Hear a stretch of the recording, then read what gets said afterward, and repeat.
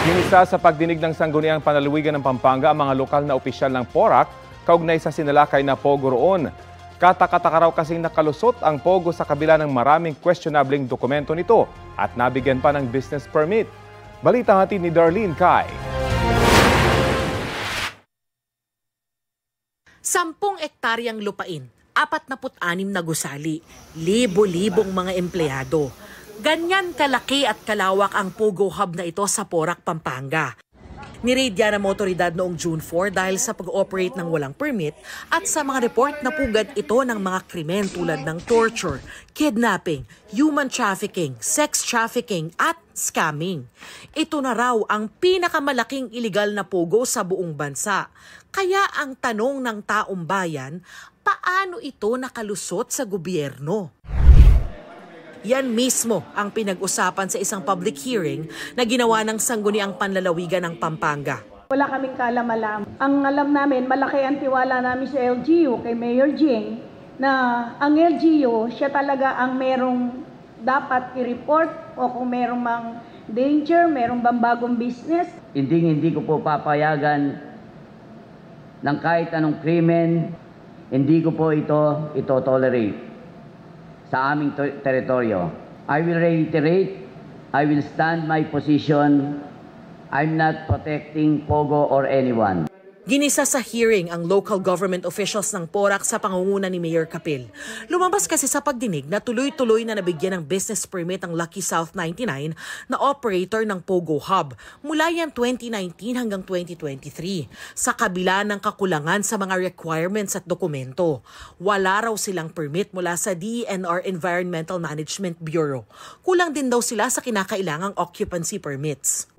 Iginagulat din ng provincial board members pati kinatawa ng Pampanga Chamber of Commerce and Industry na sa loob lang ng isang araw nabigyan na ng business permit ang Lucky South 99 noong 2019. I am the current business permit and licensing officer po. I just assumed office.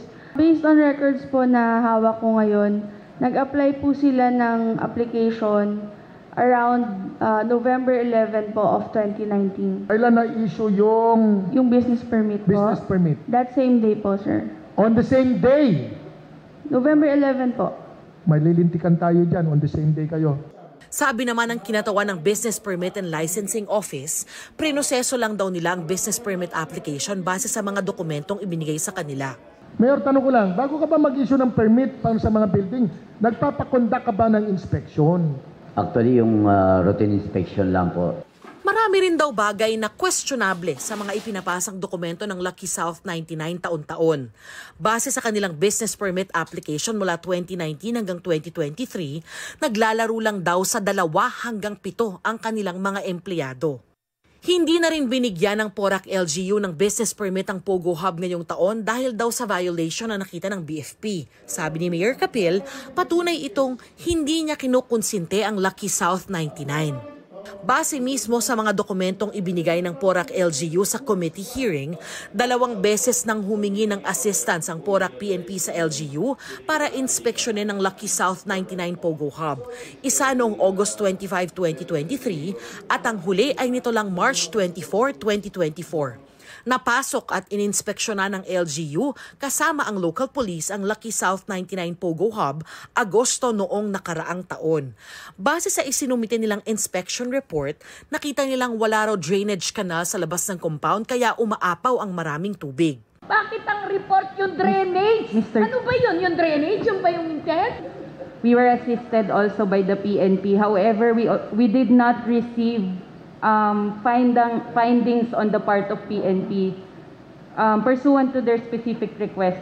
Nitong Marso lang, sumulat uli ang PNP sa Porac LGU. Sabi sa liham ni Police Colonel Levy Basilio, ang Provincial Director ng Pampanga kay Porac Mayor Capil, may mga natanggap daw silang ulat tungkol sa mga iligal na operasyon tulad ng money laundering, kidnapping at iba pang karahasan sa Pogo Hub sa Porac.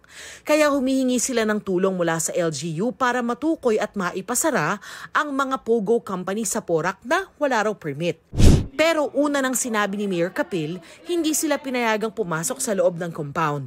Even the PAOK, they need a search warrant to enter the premises na. Kaya kami talaga wala po kaming power. Pinuna rin ng mga opisyal ng Pampanga Provincial Government ang napakaliit daw na real property tax at bayad sa renewal ng business license kahit napakalaking negosyo ng Lucky South 99. Sa kabuuan ay 14,000 piso lang taon-taon. The problem po siguro, nung pag-upo ko, wala pa talagang tax mapping ang PORAC. Pero noong 2019, pagkaupo ko, nagkaroon na ako ng directives na kailangan tayong mag-tax mapping. Hindi natin pwedeng idailan yon.